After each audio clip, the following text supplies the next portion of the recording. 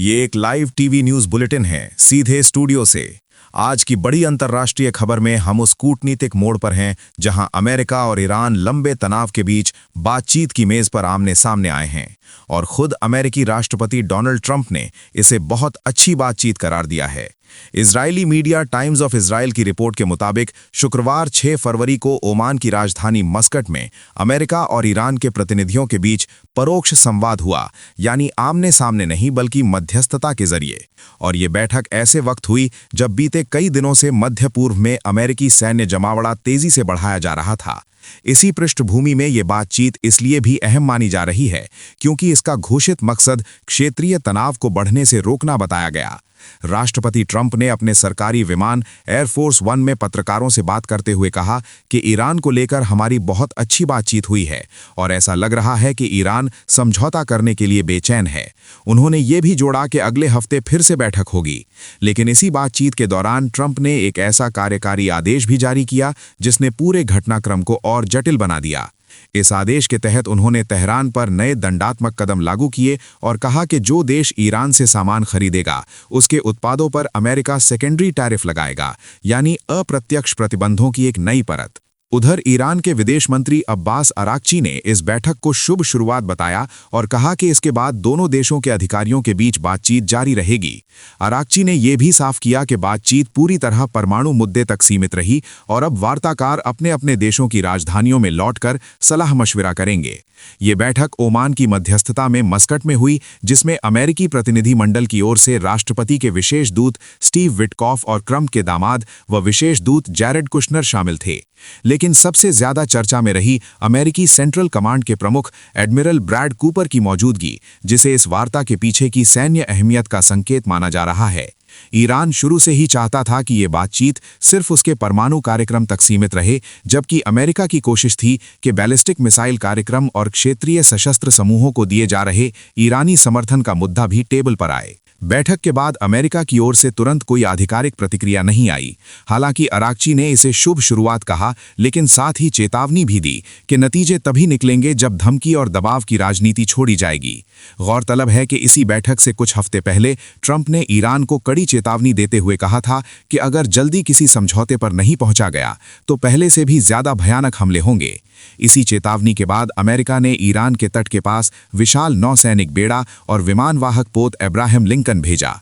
पिछले महीने ईरान में सरकार विरोधी प्रदर्शनों को कुचलने के लिए की गई हिंसक कार्यवाहियों की प्रतिक्रिया में भी अमेरिका ने मध्य पूर्व में अपनी सैन्य मौजूदगी बढ़ाई थी और उसी माहौल में मस्कट की ये बैठक हुई। ईरानी सरकारी टीवी से बात करते हुए अराक्ची ने कहा कि दोनों पक्षों के बीच अविश्वास का माहौल था और इसे जीतना होगा और अगली दौर की बातचीत के तौर तरीकों पर बाद में फैसला होगा।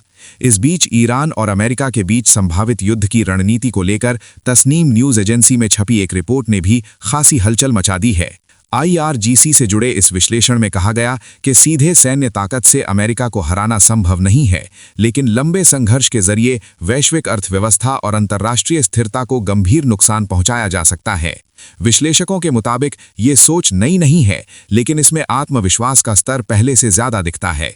रिपोर्ट में चरणबद्ध युद्ध रणनीति का जिक्र है, जिसका लक्ष्य सीधी जीत नहीं बल्कि अमेरिका और उसके सहयोगियों के लिए युद्ध की कीमत को असहनीय बनाना है। तेहरान के दृष्टिकोण में टिके रहना ही जीत माना जाता है, यानी शासन व्यवस्था का बचा रहना ही सफलता का पैमाना है, जबकि अमेरिका के युद्ध लक्ष्य अपेक्षाकृत सीमित होते हैं। वॉशिंगटन आमतौर पर विरोधी की सैन्य क्षमता को कमजोर करना, प्रतिरोधक क्षमता को फिर से स्थापित करना और परमाणु प्रसार को रोकना चाहता है। किसी देश पर कब्जा करना या सरकार गिराना उसका घोषित लक्ष्य नहीं होता। इसी अलग अलग मानदंड के कारण ऐसी स्थिति बन सकती है जिसमें ईरान आर्थिक रूप से कमजोर, सैन्य रूप से क्षतिग्रस्त और कूटनीतिक रूप से अलग थलग पड़ जाए, लेकिन अपने देश में जीत की घोषणा कर सके। हालांकि अंतर्राष्ट्रीय वास्तविकता में ऐसी घोषणाओं का खास महत्व नहीं होता। विशेषज्ञ मानते हैं कि ये बयानबाजी घरेलू जनमत संभालने की रणनीति है और वास्तविकता ये है कि अमेरिका के साथ पूर्ण पैमाने पर टकराव की स्थिति में ईरान को कहीं अधिक नुकसान उठाना पड़ेगा। फिर भी विशेषज्ञ चेतावनी देते हैं कि भले ही ईरान अमेरिका को सीधे ना हरा सके, लेकिन वो मध्य पूर्व में अस्थिरता पैदा कर सकता है, ऊर्जा आपूर्ति बाधित कर सकता है और क्षेत्रीय प्रॉक्सी संघर्षों को बढ़ाकर वैश्विक अर्थव्यवस्था को बड़ा झटका दे सकता है। यही वजह है कि ईरान अमेरिका तनाव पूरी दुनिया के लिए चिंता का विषय है। और इसी वैश्विक पृष्ठभूमि में एक और बड़ी खबर सामने आई है सऊदी अरब से, जहां चुपचाप अमीर प्रवासियों को शराब बेचने की अनुमति दी जाने लगी है। 73 साल पुराने शराब प्रतिबंध को हटाने के बाद ये एक बड़ा नीतिगत बदलाव माना जा रहा है। विश्लेषकों का कहना है कि भविष्य में ये ढील पर्यटकों तक भी बढ़ सकती है। दशकों से रियाद का डिप्लोमेटिक क्वार्टर राजधानी के अन्य हिस्सों से अलग एक माहौल बनाए हुए था, जहां दूतावास और उच्च स्तरीय आवासीय इलाके हैं और कैफे कल्चर युवा सऊदियों और प्रवासियों को आकर्षित करती है।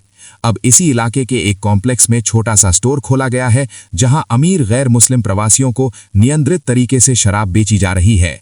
सऊदी अरब ने 1952 में शराब पर प्रतिबंध लगाया था, लेकिन हाल के वर्षों में देश खुद को ज्यादा उदार और निवेश अनुकूल समाज के रूप में पेश करने की कोशिश कर रहा है। नए सिनेमा हॉल खुले हैं, कंसर्ट आयोजित हो रहे हैं और अब शराब बिक्री का ये कदम अब तक का सबसे साहसी माना जा रहा है। रियाद में ये दुकान पहली बार जनवरी 2024 में खुली थी और शुरुआत में केवल गैर मुस्लिम राजनयिकों को ही प्रवेश की अनुमति थी। 2025 के अंत में बिना किसी आधिकारिक घोषणा के नए नियम लागू किए गए, जिनके तहत अब अमीर गैर मुस्लिम प्रवासी भी यहां बियर, वाइन और स्पिरिट खरीद सकते हैं। लेकिन इसके लिए सख्त शर्तें हैं। ग्राहक के पास या तो सालाना 1 लाख सऊदी रियाल लागत वाला प्रीमियम रेजिडेंसी परमिट होना चाहिए या फिर कम से कम 50,000 रियाल मासिक आय का प्रमाण दिखाना होगा। प्रवेश द्वार पर सभी को अपना रेजिडेंसी आईडी दिखाना पड़ता है, जिसमें धार्मिक पहचान और आवासीय स्थिति दर्ज होती है।